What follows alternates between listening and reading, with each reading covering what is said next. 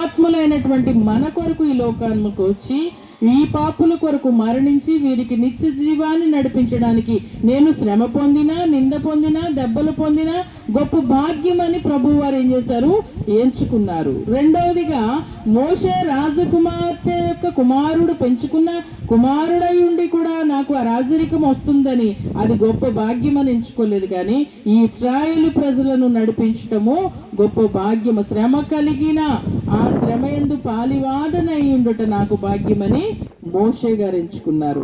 ఇక్కడ అపోస్తుడైన పౌలు గారు అంటున్నారు, ఇదిగో క్రీస్తు సువార్త నిమిత్తము నా ప్రాణము గొప్ప భాగ్యమని, నాకు కష్టం వచ్చిన నా ప్రాణము నేను లక్ష్య పెట్టలేదు. కానీ ఒకవేళ నా వారందరూ నా ముఖము చూడదని నేను భయపడలేదు. కానీ దేవుని సువార్త పనిలో గొప్ప భాగ్యమని నేను ఎంచుకొనుచున్నాను. అయితే ఈ దినము దేవుని బిడ్డలైనటువంటి మనము వేటిని ఎంచుకుంటున్నాము? ఇప్పుడు మార్కెట్కి వెళ్తే సరైన కూరగాయలు మనం ఎంచుకుంటాం, ఏదైనా ఒక షాపింగ్కి వెళ్తే సరి అయింది మనం ఎంచుకుంటాం, పాడు తెచ్చుకుంటామా?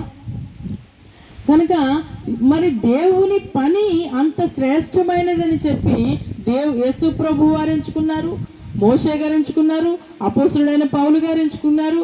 దేవుని బిడ్డలే. అందుకని అంటాడు పౌలు గారు, ఇదిగో నేను క్రీస్తును పోలి నడుచుకున్నట్టు మీరు కూడా నన్ను పోలి నడుచుకోనండి. ఎందుకన్నాడు?